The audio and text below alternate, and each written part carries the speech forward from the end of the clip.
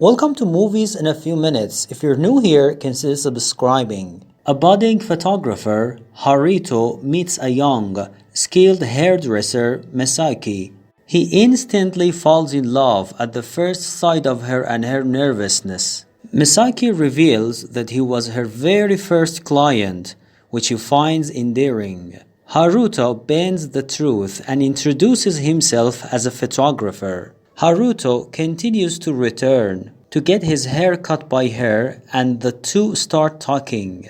One day, Haruto decides to ask Misaki on a date and brings up the topic while getting his hair cut. Unfortunately, he moves his head and leads her to cut his earlobe, making him pass out. A few days later, a frantic Misaki meets with him to apologize, where he brings up the question of a date, to which she agrees.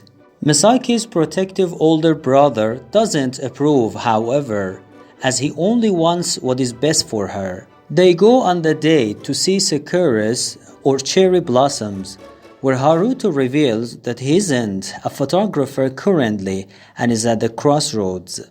Misaki surprisingly gets furious and exclaims at him to pursue his passion, to not give up easily.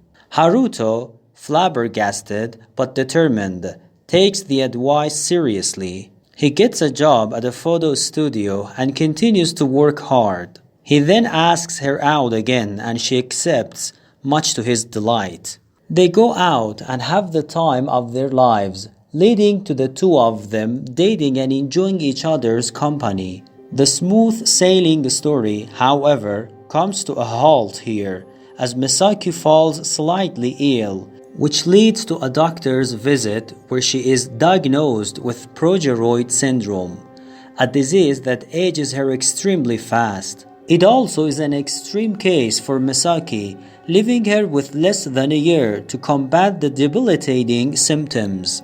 Misaki, devastated, goes into seclusion and cuts Haruto off. She also quits her hairdresser job and pretends to have found work elsewhere.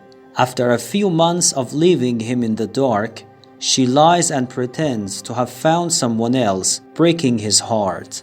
She is cared for by her brother, who tries everything to cure her, but to no avail.